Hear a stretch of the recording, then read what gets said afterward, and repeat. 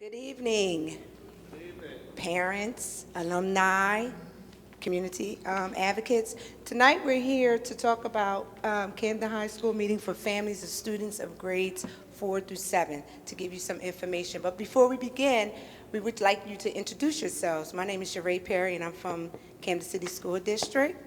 My name is Brendan Lowe. I'm with the Camden City School District. We can pass it around. Yeah. All right, your mom can introduce you. My name is Lydia. I'm a FOC at Wiggins. These are my girls, Amaya and Arielis. Hi, I'm Carrie. I work with the Division of Engagement at the school district. Hi, my name is Moises, and I'm an alum from Bryn Mawr Arts High. Good evening. My name is Hassan Sabri. I'm the band director at Camden High School. Hi, I'm a retired teacher from the Camden City School District, and I'm on the Health and Culture Committee for Camden High School. Hi, I'm Dr. Fine. I'm from Bryn Medical Arts High School. I'm the site manager. Hi, I'm Miss Trent, and my children attend this school, BRIM, and ECDC, and I am an advocate for everyone's children. Hello, Monique Ragsdale, Vice President, Camden High Alumni, and founder of PTO, Camden High. Amir Khan, Nehemiah Group, and I'm here on the microphone because evidently you're not ready, so this is how you stall and waste some time. That's good. No, we're ready. We're ready. My name is Keith Benson. I'm the president of Camden High School Alumni Association, and I speak for several organizations when I say we are not accepting the destruction of Camden High. I also want to go on the record as saying the U.S. Supreme Court, the Constitution is the supreme law of the land. They make no provision to usurp the people's rights to representative government. There is no representative government in Camden with respect to the school board. And to exacerbate that most ridiculous point, you dare come and ask for us to demolish an icon and an institution. We are preparing a federal lawsuit for violation of the 14th Amendment, which is due process and a civil rights violation. And we will not stand by and watch Camden High taken down by anyone, let alone outside usurpers and occupiers. Hi, my name is Jasenia. I'm a mother of 5 kids, 4 of which go to Cattle Elementary, and they're between the grades of 4 through 7. Hi, my name is Camille Holloman. I am a student from Camden High, and I am one of the student representatives in the Camden High Committee. Hi, my name is Lucy, and all my grandkids go to Camden City School. They'll be going to Camden High real soon. Castle on the Hill. Here you go. Thank you. Hi, my name is Ivy McGee Belfort. I'm a mother of 4 children, 3 at Harry C. Sharp and 1 at Cattle Community. I'm here as a parent and a community representative, as an advocate for those who cannot be here to represent their children and families. Thank you. Thank you all for coming.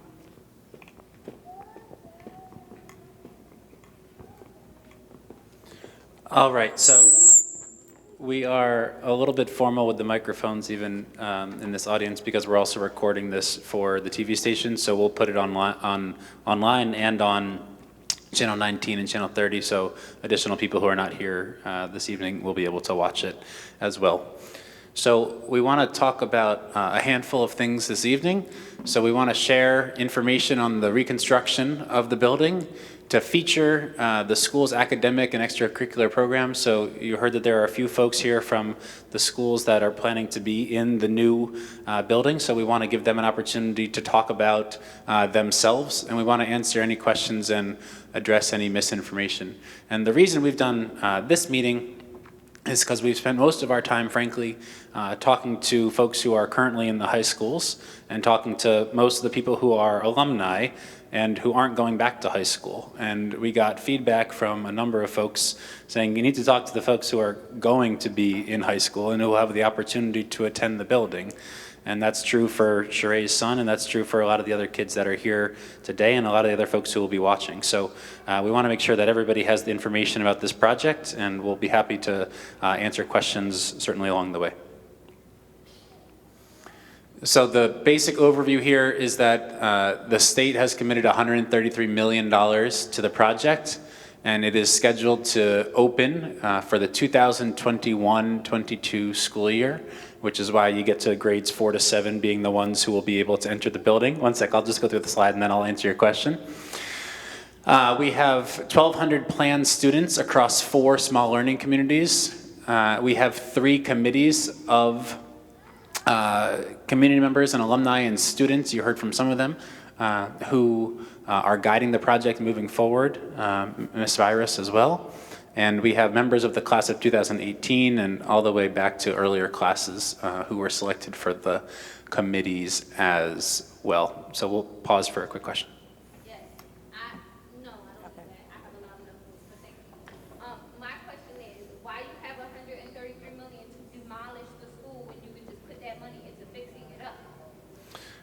So in case you didn't hear the question in the back, it's...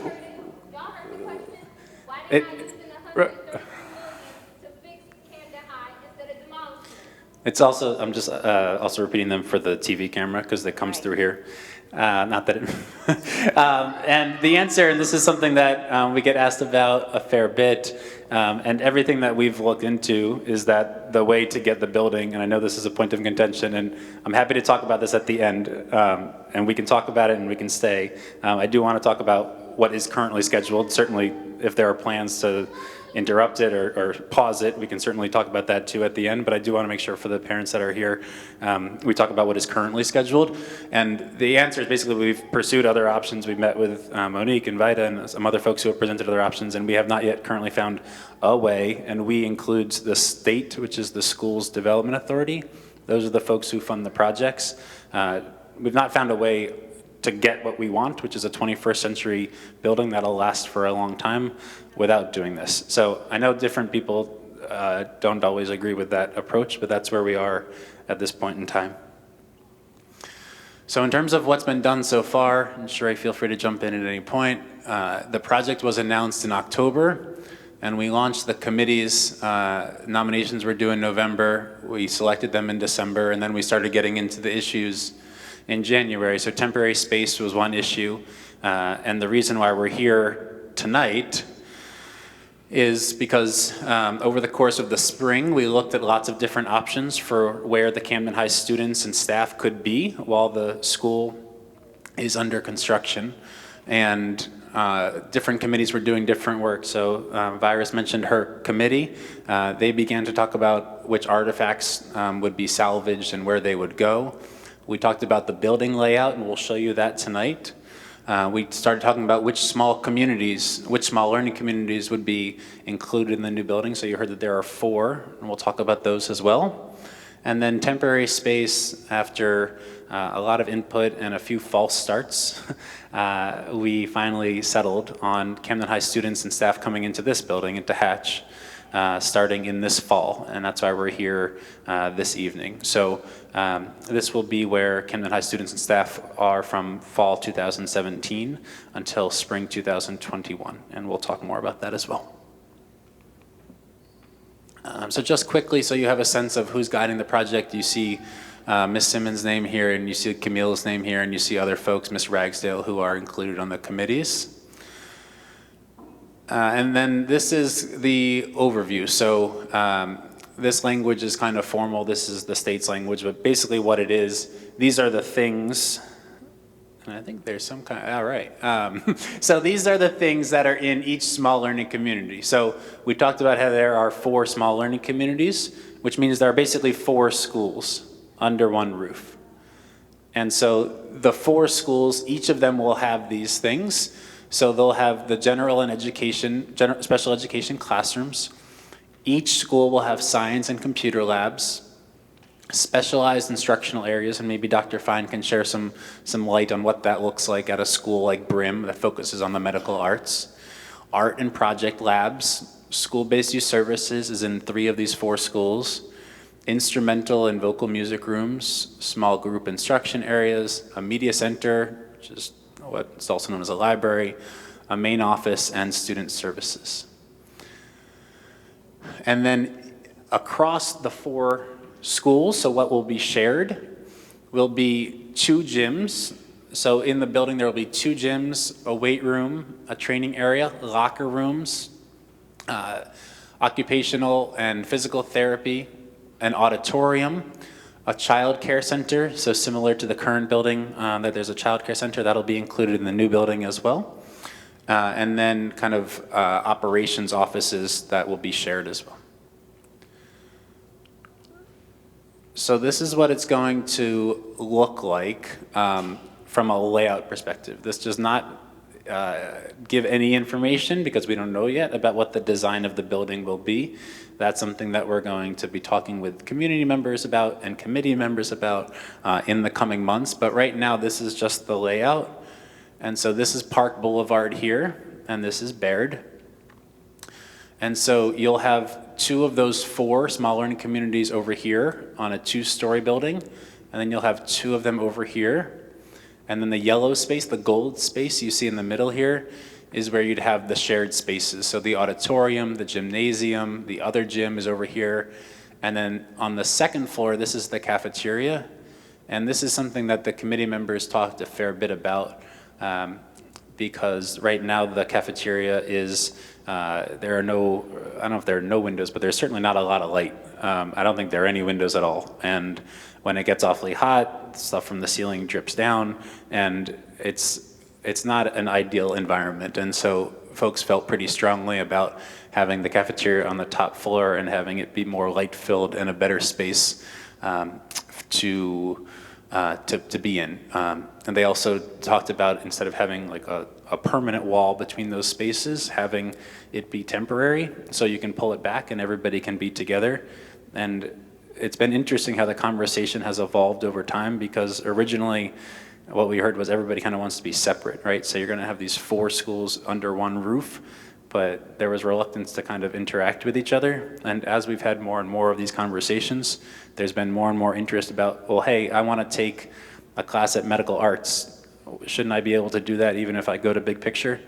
And so we're planning to work on that. It takes some time to figure out the schedules because it gets a little confusing, but we want to make sure that those opportunities are there, because when you go to a college, that's the kind of opportunities you get. Or you know, you might be studying history, but you might be interested in music, and you should be able to take a history of music class if you want to. So that's the approach that we're looking to take, and the cafeteria would be another opportunity for students to come together.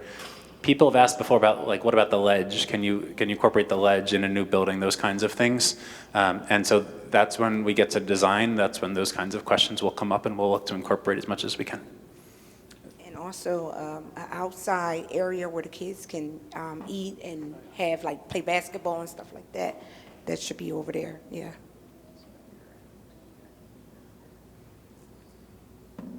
And so this is what it'll look like. Those small learning communities might go in different places, but just at a high level, this is what it looks like. So we've gotten questions about what are the sports teams going to be called? They're still going to be the Camden High Panthers. They're still going to be the purple and gold. It's still going to be Camden High School on that building. And so that's why the Panthers are there in the middle. Every school is going to have a theme. And there's kind of CTE, career and technical education, so pathways, so ways that the high school prepares you for college and for what comes after. And we'll talk more about that. But at a high level, I know this is a kind of a new concept to have, 4 schools under one roof, but this is generally what it would look like. Can we pause for a second? Where are the CTE programs? Where that's going to be in place? I don't see any CTE or vocational programs. So there'll be, I don't know which slide it is, but there is a slide that talks about like what the focus area of each academy will be. They're included. I'm not talking about the academy. I'm talking about Camden High CTE programs, the computer program, electrical workshop, auto body, those things. Where is that? Oh, they'll be included in a lot of the academies. So the Camden High Small Learning Community, the focus is STEAM, so science, technology, engineering, arts, and math. And so there will be CTE pathways there, and then everyone. I'll get to the slide, and if it doesn't answer the question then I'll go back to it. Oh, here it is. So the focus areas, and this is just initial, and we'll certainly be looking at this. Our school support team is focused on this. So one of the focus points for Big Picture will be business and entrepreneurship.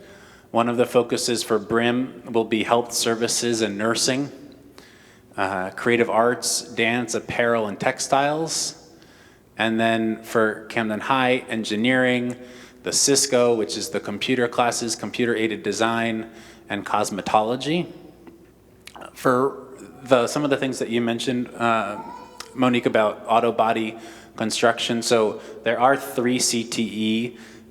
Some people refer to CTE as vocational, it's the same thing. So there are 3 of them right now at Camden High, and we can bring almost everything from Camden High here in terms of classes, except for those 3, because they involve a lot of equipment. And so there are about 15 students who are involved in those 3 pathways, and those students we're meeting with individually, and they'll have the option to continue at Woodrow if they want to continue, or to continue on at Camden High at Hatch and focus in a different area. So that's where we are in those 3. The rest of them will be able to continue here. Yeah. So like creative arts right now, I think there are 7 different like majors or things you can focus on. We're not saying here that you're not going to be able to focus in those things. Like the school is the school, and we're not going to mess with that. But in terms of, there are programs that need to go through like state approval, and then you can earn a certificate if you come out of them. I'm pretty sure that that's what this is referring to here. So there will still be other opportunities through those schools. These are as far as I'm aware currently, the pathways that would be approved by the state. And it's preliminary too, so this will be something that continues to take a look on. Okay, so I'm going to pause and introduce Dr. Fine, and certainly Moises, was it? If you want to share a reflection from the school, you should feel free to. But we wanted to give the schools an opportunity, if they're able, to send somebody and talk about their school as well, because the new building will be home to a number of different schools. So I'll turn it over to Dr. Fine.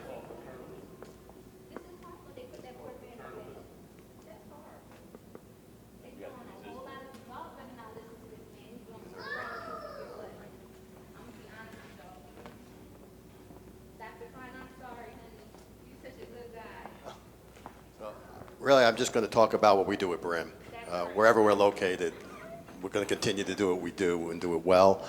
I'm not going to go through the whole mission statement. I'm going to go down to like the 3rd or 4th line from the bottom, because really our focus is on the full range of healthcare careers in order to prepare students for postgraduate and collegial experience. So really at this time, if a student going to BRIM, we're preparing them for college. We're not really a technical school right now, and we're preparing them to have the high school courses to be successful, to take the college courses to go into healthcare careers. So with that in mind, these are the courses that we teach now, and some that we are adding, which I put in color. We're heavy in the science and math, because those are the courses that you need to go into healthcare careers. So we do have biology, chemistry, physics. I do have to say that genetics and anatomy and physiology was not in our curriculum this year. As they realigned the science curriculum, I do know that the anatomy and physiology is coming back. We do have advanced placement courses, which are courses that you take as a high school student, and at the end of the year you take a test, and if you do well on that exam, you get college credits. So we have advanced places courses in biology, in English, and in calculus, and next year for the first time we will have a history course as well. That's a college course. And then we run the gamut, things that that are interesting without going through the whole gamut of all these of all of this, is that we do have a language, Mandarin Chinese. We do have classes, students learning Chinese. And next year, for the first time, we will be teaching medical terminology, not only for English, but Spanish as well, medical terms in Spanish. So to come to BRIM, we are a little bit selective. We do have an application process. We look at a student's grade point averages we're trying to look at 2.5, which is a C average. We do sometimes we go below that. We do look at a holistic approach. We look at the whole student. We do want them to have an interest in some sort of healthcare career. We look at their attendance records and their behavioral infractions to make sure that they would be a good fit for our school and to be successful there. Once we get all that information, we call students in, we interview the student, we interview them with a parent, we give them an admission test, which is English and math, and then once they're accepted, we have the bridge program in the summer. We ask that our students attend the summer bridge program before they enter BRIM in the fall. So really my responsibility, and the thing that makes BRIM unique from other high schools, is that we have this program called Medical Exposures. It's basically a course and a program. So what happens is once a week, each grade level, 9th, 10th, 11th, and 12th, will be meeting with or being taught by a healthcare professional, be it a doctor, a nurse, a therapist of some sort. Occasionally I expanded that to other professionals, lawyers, engineers as well. And they'll either talk about careers or they'll talk about some topic that's germane to the students in their field. And then we also offer trips, which is our exposures out. We'll go through some of them. And many of the students do have opportunities to either volunteer or to actually get internships, some paid, some more volunteer internships in the summer and after school.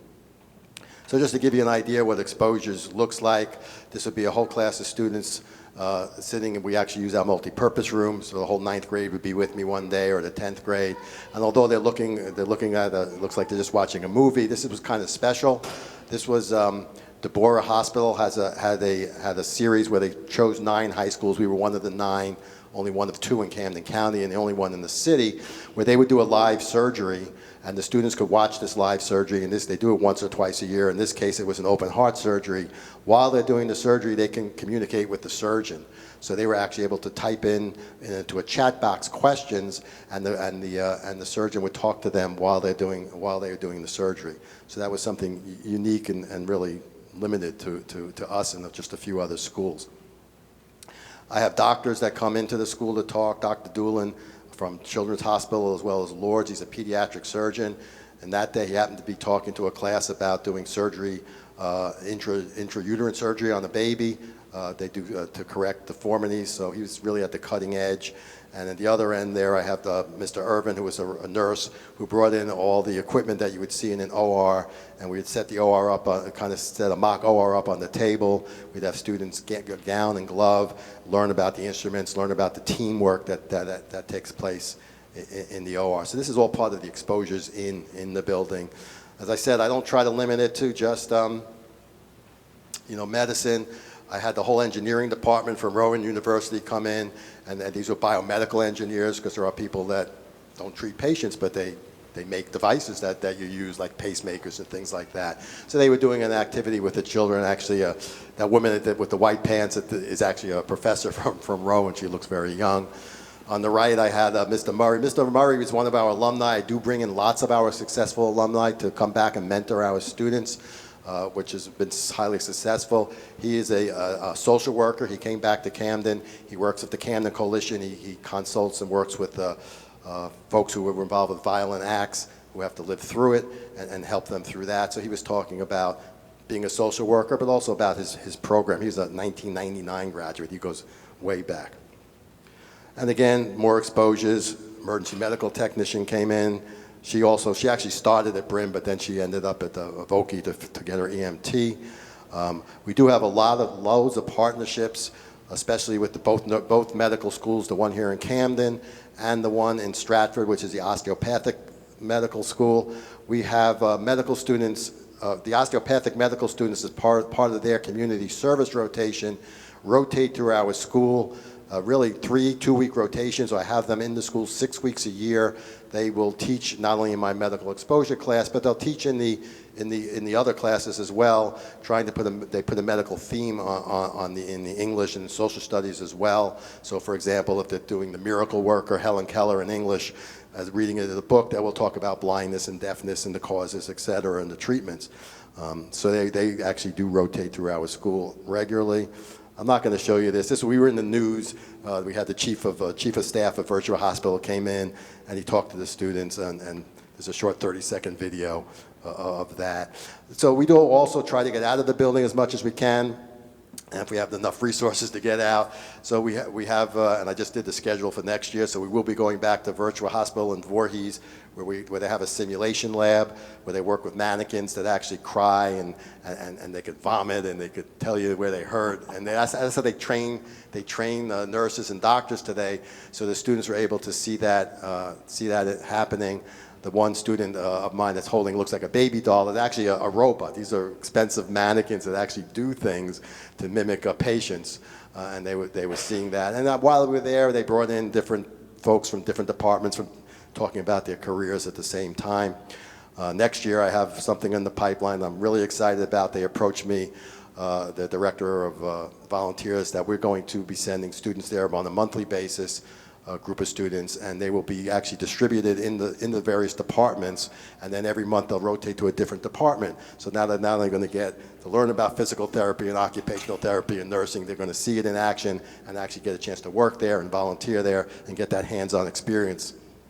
On the on the right side, of course, you see Coriell Institute, world-renowned science facility right here in Camden. They do a lot of lab technology, certainly another career that we introduce to the students. So we do visit there. Several of our students have had internships, paid internships there last summer, where they did rotate through the different labs, microbiology lab, biochemistry lab, the genetics lab that they have there, and learned about all the techniques. I do take a yearly trip out to Reading. Reading has a School of Health Sciences all under one roof.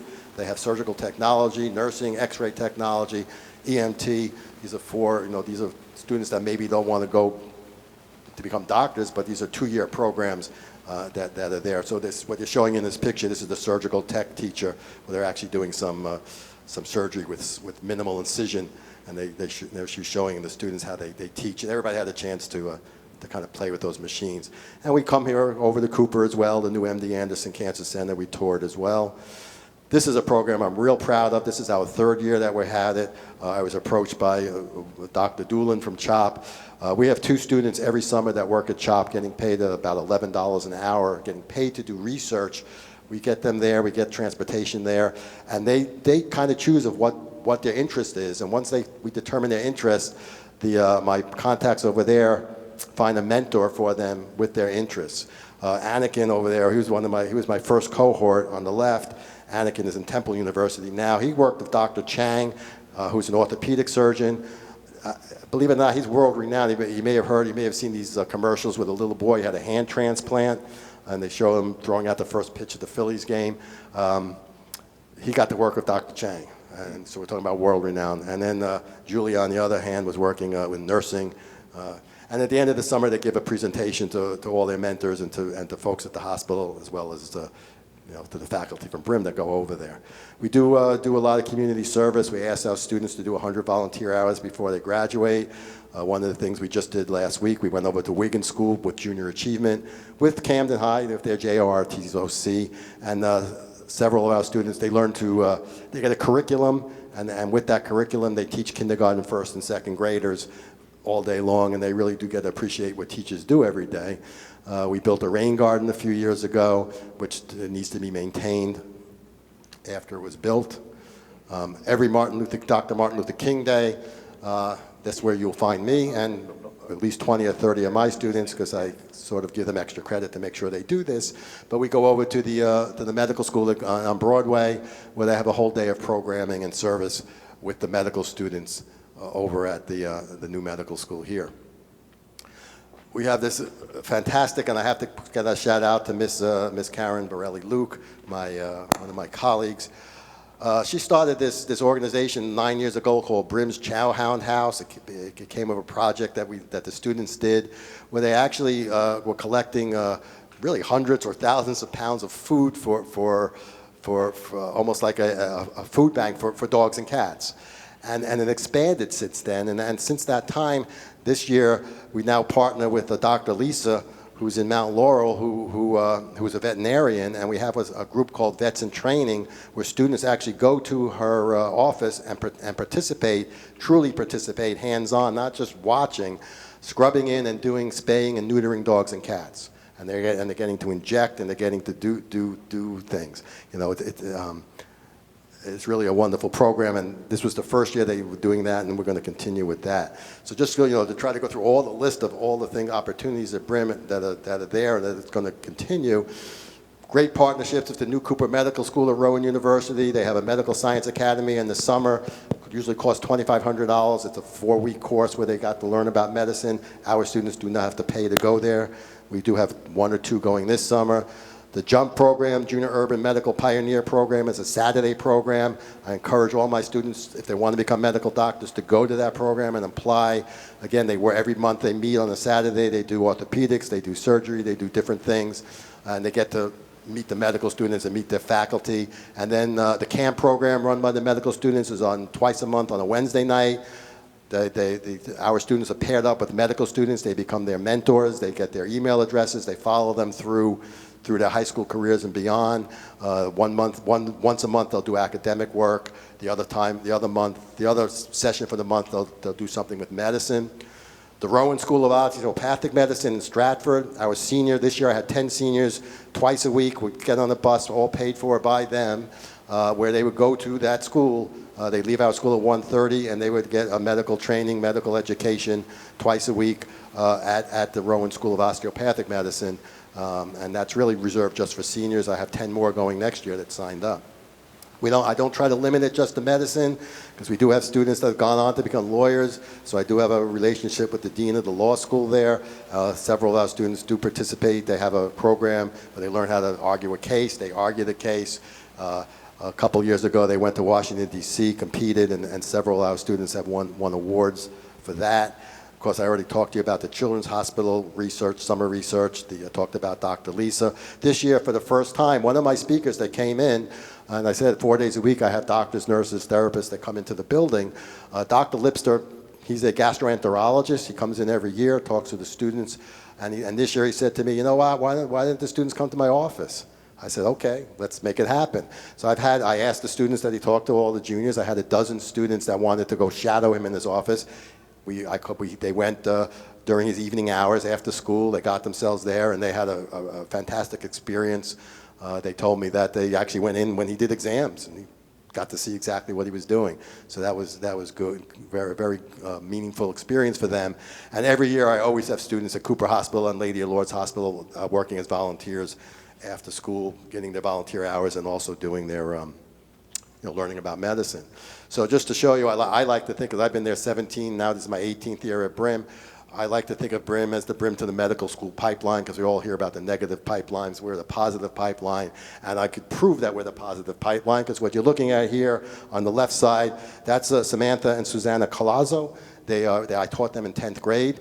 That was one of our exposure out trips to the Coriel Institute. We were downstairs in their basement where they store all their DNA. That was them in 10th or 11th grade. On the left, they don't look like they aged a whole heck of a lot, but on the right, you see both of them standing there. They are third-year medical students now at Cooper Medical School at Rowan University. And they have come back a lot to our school to mentor the students that are there now. Of course, now they're going into their 4th year, and they just don't have the time for me, so I have to keep that pipeline going. So the other young lady next to them is Adima Abanga, who now is in her 1st year of medical school, and she's now my connection, and she's coming back this year, and I already talked to her about next year. She's got a great program set up for the exposure class. And just to prove that she also was a Brim student, that is her, I put an arrow there, that's Adima in 9th grade. When we did the program, we had some money given to us by Arthur Fennell, and we all had to start our own business. In fact, that's how the Chowhound House got started. But my group, we did something in orthopedics. They made their own T-shirts, Bones Incorporated. So that was her in 9th grade, and she does look like she got a little bit older. She is now a 1st-year medical student, and will be back working with our kids again. And then last year, Mr. Hannaford and Brandon asked me to put together a small panel of students to talk about the successes in Camden and the increase in graduation rates. So I said, okay, for me to get 4 or 5 students, I'll have to ask about 15 because they're not all going to come. Well, I asked 15, and every single student came back. And what you're looking at here is a highly successful group of students. In the front row, of course, going from left to right, there's Adema again. Next to her is Dominique, who's an entrepreneur doing all sorts of nutrition. She works. I just saw her on Facebook. She had a yoga class of like 60 women showed up. Next to her in the red sweater is Coffee Rudolph, who is a doctor. She went to Brim. She went to osteopathic school. I think she's in her 3rd year of her residency now. If you ever get sick and over at Lord's Hospital, you may see her doing rounds. Next to her is Evelise Crespo, who is a lawyer working for the Mazzoni Center. She also comes back and does a lot of exposure classes talking about civil rights and things like that. And next to her is Edwin. Edwin went to Duke after he graduated from Brim, went to the Peace Corps. He was in Morocco and South Africa, because I saw his pictures on Facebook. He then went to work for the federal government, again doing civil rights and employment discrimination, decided that wasn't good enough, so now he's at Princeton. He had a choice, couldn't decide whether he wanted to go to Princeton or Yale. He had a tough choice. But he's at Princeton doing international studies. And his cousin next to him is Leah, who was a social worker. Is a social worker. The back row is all students that were in college at the time, mostly in nursing school, although the one gentleman all the way on the right with the fraternity letters just graduated from Rome with a degree in chemistry. I believe he's looking to go on to medical school. So that's Brim. We've been successful. Wherever we're located, we're going to be successful, and hopefully we could build upon what we already have and make it even better. So, yeah.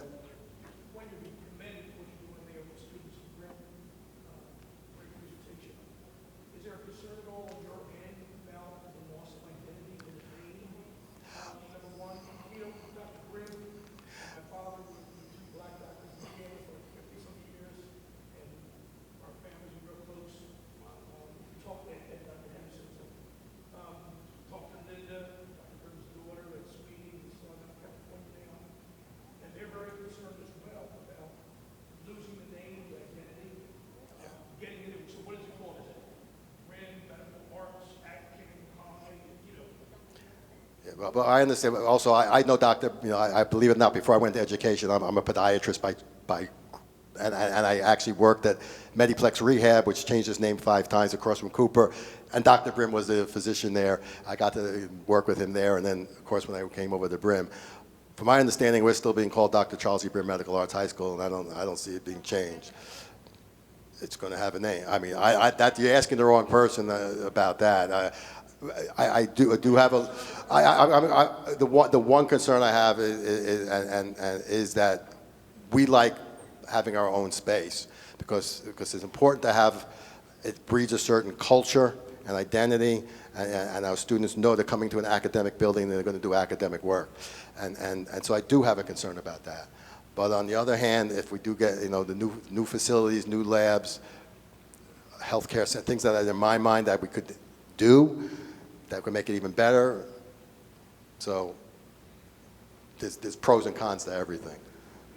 Do you know who made these all custom decisions without input from the community and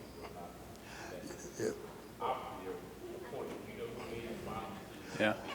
Yeah, I wouldn't know those. Yeah, all I know is that the superintendent came in one day and said, "This is our plan," and I have to live with it. You're asking the wrong Dr. Khan's person. a teacher at the school who we asked to come talk about the school, and we appreciate him coming to do that. On the question, I see, I'm following up on one. The question that Pastor Khan asked, so for those types of questions for each of the schools, so for Brim, but also for Creative Arts and for Big Picture, the committees that you saw up there, they're all Camden High folks. And given that other schools are going to be coming into this building, we expanded the committees to say if you are an alum or you currently are at Big Picture or at Brim or Creative Arts, we need to hear from you too, because that question we should have people from Brim weighing in on that. I think you applied for one of the committees, maybe? Yeah? And so we're looking to bring additional people on so that the question of the names and what's going to appear on the diploma, which comes up a fair bit, we'll have people from the schools weighing in on those types of things. Moses, I know you went to the school. I don't know if you wanted to add anything about your experience there. I would just like to add that my experience there was amazing, you know, especially with the exposures. And I went to like Stratford, Rowan University. And that experience made me realize, like me, I wanted to be a doctor. I wanted to be an ophthalmologist, and I still kind of do. But that actually opened my eyes into like the dedication that it needs to go through to become an ophthalmologist, and that actually pushed me into going to like business. So I'm right now attending the School of Business here at Rutgers Camden. But at the same time, the exposure just made me realize, like, you know, the reality of how hard medical field is. So I thank you know, Dr. Fine for that opportunity. Just to add to the business end, we actually have a new program starting next year as well. So this is where the alumni is great. One of my alumni's husband, not her, but her husband works in healthcare administration on the business end, and he came in and said he wanted to teach like the business of healthcare administration, especially with all the changes in healthcare as well, the way doctors are going to get paid in the future. He's involved with that. So we said, I already have him scheduled to come in to talk at exposure class, and then we're going to get students like Moises who may say, oh, I really like the business end. So we're going to kind of have a little cohort of those students separate that allow him to give his expertise. And this is, you know, from alumni.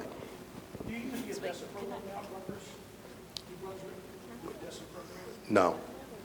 Yeah. I know you do a screening progress for your school. When you go to Camden High, are you going to still do a screening process, because that is a traditional public school? It's not a magnet school. We're a magnet school. No, but I'm saying going into Camden High. Oh, no, we're good. That's not going to change. We're So still going to be the magnet screening school. process It's going to is stick. going to change, As so- far as I know, it's going to stick for us. What we That's what I'm decide. trying to figure out. How would you do that? Because if I was a child who applied to be in your program, I got denied, but I wanted to go into Camden High. How does that weigh out? And what Because type? because we're going to have our, from what I understand, and this was you know, again, it's all still planning, but when I was told that we're separate, we're not Camden High. We have our own entrance. We have our own facility. Now, this is the first. That's the first I heard of that. Yeah, that's what I was thinking with the cross. That's the courses. first. That's the first I heard of that. So that you out here blowing smoke to these people about this money. So let me respond. One of the things that I said was that the more we have these types of community conversations, the more we're hearing from different folks that there's an interest to take classes in different academies. And so that's something that would be difficult to figure out, partly from a scheduling perspective, and partly because initially one of the things we heard was that every school community kind of wants to do their own thing. And so we have 4 years, and one of the things that the committees are going to be looking at is how can you do this, and what's the balance to strike there. And additionally, the magnet policy becomes part of that, because right now you would have 4 small learning communities under one roof. You'd have 3 that would be magnet schools, and you would have 1, the Camden High STEAM, that would be not. And so that will be in the conversation that will continue over time. If you're going to give access to the kids to take classes across things, do you do that when they're a junior or a senior? If you know, and they have certain privileges. I don't know, but these are the kinds of things that we expect the committees to work through over the coming months and years. Quickly, and then we'll go through the other ones. I have just a big question. Have you ever even been in the Camden High building? Yes. Ever even seen the cafeteria? Because obviously you don't know what it looks like. Because you said you're not sure if it has windows. The question was whether they have windows at the top. Rosa, this isn't about me. I'm just asking you because we are living. I'm well aware. I'm well aware. Thank you. I do not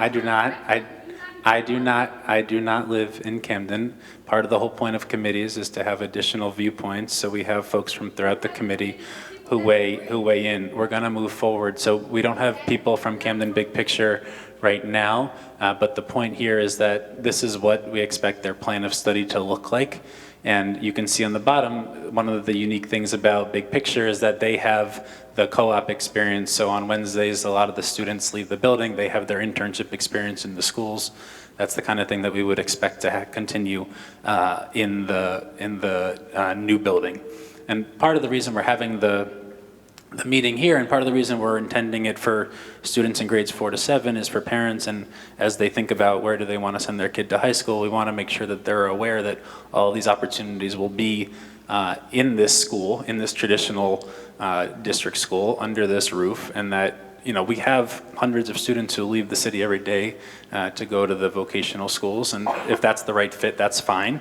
But we also want to make sure that everybody's aware of these opportunities moving forward. Creative arts will continue to be creative arts, and I believe these slides are online. If not, we'll make them available so folks can take a look. I know a lot of the fonts are really small. And the last one is Camden High, and then I'll introduce Mr. Sabri and Camille. The one thing on here that has changed specifically is that Ava Satterfield, one of the guidance counselors at Camden High, when she saw an earlier version of this, said there are no advanced placement classes. Dr. Fine mentioned AP classes, which are really good for preparing students for college. Camden High is the only school in Camden that doesn't have any. And she said that's not right, and of course she's correct. And so there are AP classes that will be added for Camden High School for next year, and then hopefully by the time the new building opens, there will be additional ones as well. So Mr. Sabri, I wanted to invite you up. There have been questions about the programs and whatnot, and so I just wanted people to be able to hear about the extraordinary marching band that you lead with students from across the city. And then it also wasn't any French classes or something that they didn't offer. Yeah, it was also some like French classes that they didn't offer, so they're offering them now as well at Camden High School. Right, so now they do offer them now. All right, so my name is Hassan Sabri. I'm the band director of the Camden High School Mighty Marching Panthers Band, teacher of music, fine arts, thank you very much, fine arts department, chairperson, and I'm on the extracurricular committee for the transition team. I'm actually a co-chairperson with Ava Satterfield. So that's a really great picture, isn't it? That was taken at Chester Mother's Day Parade last year. Some great kids there. So before, say that again? Yes, a lot of fun. Wow, that's a blessing. So just full transparency, I'm a community member. I'm from Camden, born and raised in Camden. I still live in Camden. And, and class of 95. And it's funny, I come back here and it's like really reminiscent. I came from Hatch, and it brings back so many memories. I graduated in 91, and I almost didn't go to Camden High. I had the opportunity to go to Morristown Friends, I had a scholarship, and I had an argument with Ms. Gillespie and Mr. Mason in the office. They was like, what are you doing? You have an opportunity to go to Morristown Friends. You used to take the opportunity. And I was like, you know what? All I wanted to do coming up was to play in Camden High School's marching band. So I said, you know what? I said, I'm not going to Morristown Friends. I want to go with Mr. Bates and play in the Camden High School marching band. And that's what I did. And now I have the great honor to be the director. And it's like really humbling when I was asked to do that, to take the position of our late Ed Devon, who was the director before me. But it's a great honor, and it's a really cool thing. So just to speak to the proposed plan, and again, I have this paradox inside. Again, I in some ways agree with everything with Mr. Benson and Mr. Khan and Monique, and I'm tussling with, wow, I mean, like, the castle on the hill is historic, hundreds of years, it's a great, but then on the other side, it's like, man, but we want to be, modern, we want to be 21st century as well. So, I'm going to keep my band director cap on. So, real quick, I was asked to speak to some of the advantages of the proposed plan. So, as it is now, we service, all of the students in Camden who do not have the opportunity to participate in athletic programs and all of the things that comes with that.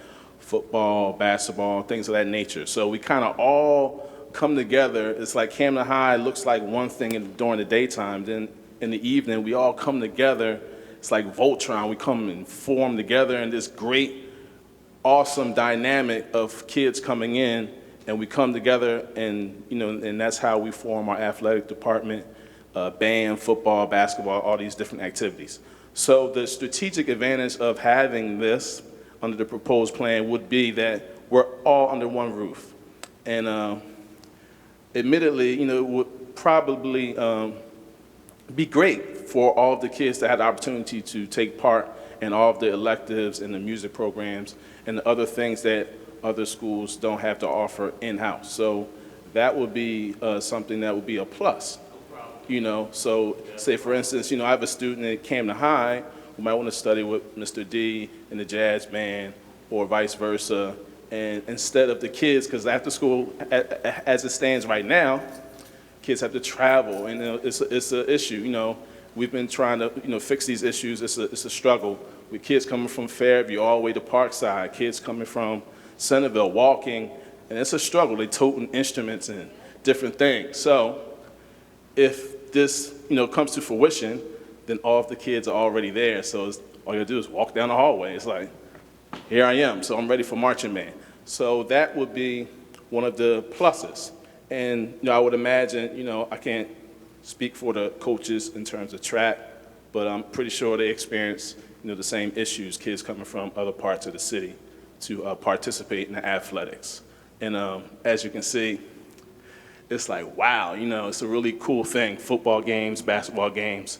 So that is the part where it's reminiscent of the old high, where it's like the spirit and the love, of our, teams. So it's so it's really cool. So and ironically, the student representative Camille, she's in the band too. So in the music and the arts, we really, and that's why I asked to be on the committee. I'm an advocate of the arts and the music. We want to make sure that we get the things that we need. So I really felt adamant about being on the committee to try to make sure that the music is close to up front. So that's pretty much all I have. I just wanted to add the 2 cents of the arts and the music, and if I can end real quick with the alma mater, I feel the spirit coming on. As come, all ye loyal classmates, now let everyone be told. Lift higher hearts and voices for the purple and the gold. We ask no other emblem, no other song to hold. We only ask to sing and cheer. The purple and the gold, hurrah, hurrah, Camden High School. Hurrah for the purple and the gold. Hurrah, hurrah, hurrah, hurrah. Hurrah for the purple and the gold. Thank you. Camille's going to speak as well.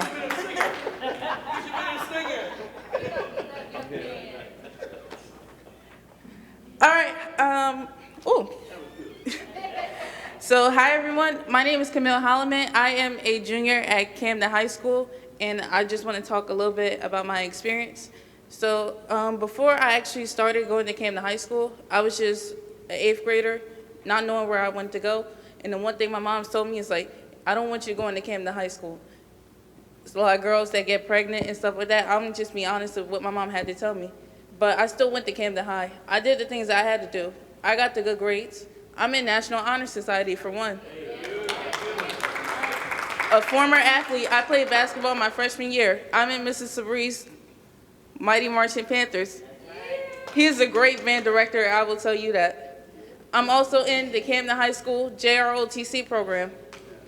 And I'm on my way to getting promoted for next school year. The 2nd highest rank. I'm also participating in the Camden High School Art Club, and we've done a few things around the school. And one of the biggest things we've done, we participated in a contest where we designed a pair of vans. Oh, thank you. But these are just some of the things I experienced like inside of Camden High School. And I have to tell you for myself, Camden High isn't a bad school. It's not what people think it is. I'm a living proof of myself of what Camden High could be if you just put your mind and effort to it. And I'm also a committee member, as you can see. One of the best graduating classes that'll ever be, class of 2018.